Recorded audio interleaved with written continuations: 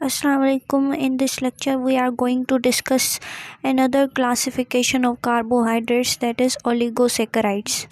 So these are the carbohydrates that are made up of 2 to 10 monosaccharide. इसका क्या मतलब है? इसका ये मतलब है कि इसके अंदर 2 से लेके 10 तक मोनोसेक्राइड्स जो हैं वो आपस में कंबाइन होके कोई ना कोई कार्बोहाइड्रेट बना सकते हैं, जिसको ओलिगोसेक्राइड कहा जाता है।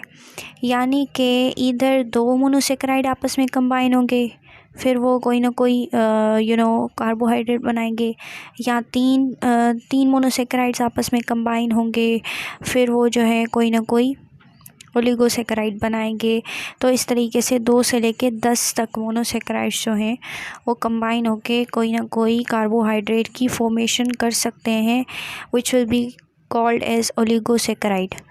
सो ये जो ओलिगोसेक्राइड होते हैं, these are basically less sweet, जो है ये मोनोसेक्राइड्स के मुकाबले में ये जो है कम स्वीट होते हैं, ठीक है। और as compare to monosaccharide these are less soluble, पानी के अंदर हल नहीं होते हैं लेकिन मोनोसेक्राइड के मुकाबले में ये कम हल होते हैं, ठीक है। और दे कैन बी हाइड्रोलाइज्ड। हमने मोनोसेक्राइड के अंदर पढ़ा था कि उनको हाइड्रोलाइज नहीं किया जा सकता। Why? Because they are present in simple form, ठीक है। जो चीज़ ऑलरेडी सिंपल है उसको आप और कितना ब्रेक करोगे, राइट। सो वो जो है मोनोसेक्राइड तो ब्रेक होके कोई और मॉलिक्यूल नहीं बना सकते, लेकिन जो ओलिगोसेक्राइड है उनकी जो है हाइड्रोलिसिस से मोनोसेक्राइड फॉर्म किए जा सकते हैं, ठीक है। तो इनकी हाइड्रोलिसिस होती है, they can be hydrolysed and can be broken into other carbohydrates known as monosaccharides, okay. तो जो है ना, ये जो ओलिगोसेक्राइड है, अगर 2 मोनोसेक्राइड मिलकर के कोई ओलिगोसेक्राइड बनाते हैं, ठीक है, अगर 2 मोनोसेक्राइड कंबाइन होके कोई ओलिगोसेक्राइड बनाते हैं तो उसको डाइसेक्राइड कहा जाता है, ठीक है। इसका मतलब है कि हाँ, तो ये जो डाइसेक्राइड होते हैं ना, actually these are the most common oligosaccharide, यानी कि ये सबसे ज़्यादा पाए जाने वाले ओलिगोसेक्राइड हैं। डाइसेक्राइड ये कॉमनली जो है वो पाए जाते हैं। So these are formed by the combination of 2 monosaccharide. अब वो मोनोसेक्राइड जो है वो कोई भी मोनोसेक्राइड हो सकता है। अगर 2 ग्लूकोज आपस में मिलेंगे, ग्लूकोज मोनोसेक्राइड है ना, तो 2 ग्लूकोज आपस में मिलेंगे अगर, तो फिर माल्टोस बनेगा, माल्टोस इज़ अ डाइसेक्राइड। और अगर ग्लूकोज और गैलेक्टोस आपस में मिलेंगे तो फिर लैक्टोस बनेगा, lactose is a disaccharide. And इसी तरीके से ग्लूकोज और फ्रक्टोस अगर आपस में कंबाइन होंगे तो सक्रोस विल बी फॉर्म्ड, ठीक है। So these 3 are disaccharides. तो जो है ये जो मोनोसेक्राइड हैं ये बॉन्ड बना करके ये ओलिगोसेक्राइड एंड डाइसेक्राइड बनाते हैं, उस बॉन्ड को actually that bond is called glycosidic linkage, ठीक है। जो बॉन्ड बना करके ये the covalent bond between the monosaccharides that gives rise to a disaccharide or oligosacharide is known as glycosidic linkage और glycosidic bond, ठीक है। तो जो मोनोसेक्राइड के दरमियान जो बॉन्ड होता है इसको ग्लाइकोसाइडिक बॉन्ड कहते हैं। और ये किस तरीके से फॉर्मेशन किस तरीके से होती है, रिएक्शन किस तरीके से होता है, ये आप देखें।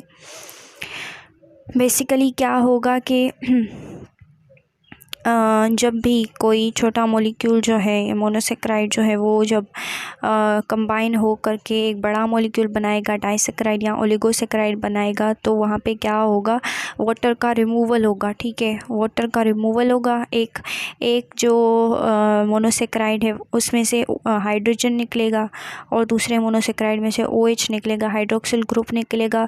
तो वो दोनों चीज़ें जो हैं वो कंबाइन हो करके क्या होगा, वाटर का रिमूवल होगा। ये देखें, ये इस वाले ग्लूकोज से हाइड्रोजन निकला और इस वाले ग्लूकोज से निकला हाइड्रोक्सिल ग्रुप, ठीक है।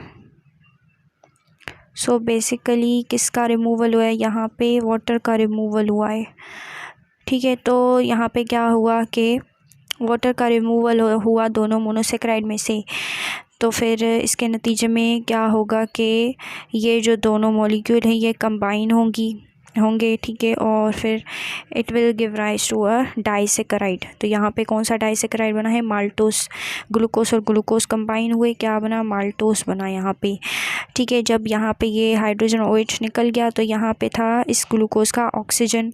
इस ऑक्सीजन ने क्या किया है? बेसिकली इसने इलेक्ट्रॉन डोनेट किया है, ठीक है। हाइड्रोजन को इलेक्ट्रॉन इसने डोनेट किया, तो अब हाइड्रोजन की वैलेंसी पूरी हो गई, तो हाइड्रोजन जो है वो क्या हो गया? यहाँ से रिलीज़ हो गया, ठीक है। प्रोटॉन का यहाँ पे क्या हो गया है?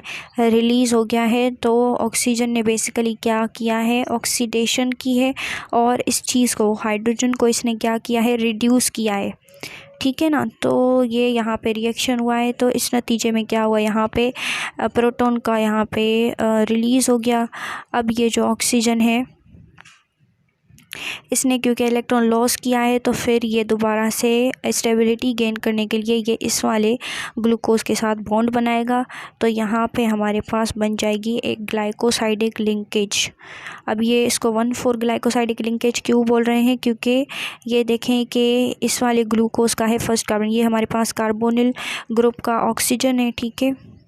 तो यहाँ पे हो गया, यहाँ पे फर्स्ट कार्बन ये इस वाले ग्लूकोज का फर्स्ट कार्बन, और इस ग्लूकोज का देखें ये हमारे पास कार्बोनिल ग्रुप का ऑक्सीजन 1 2 3 और 4, ये देखें फोर्थ कार्बन इसका, तो फर्स्ट और ये फोर्थ कार्बन इसका, इन दोनों का आपस में क्या बना है? बॉन्ड बना है थ्रू दिस ऑक्सीजन।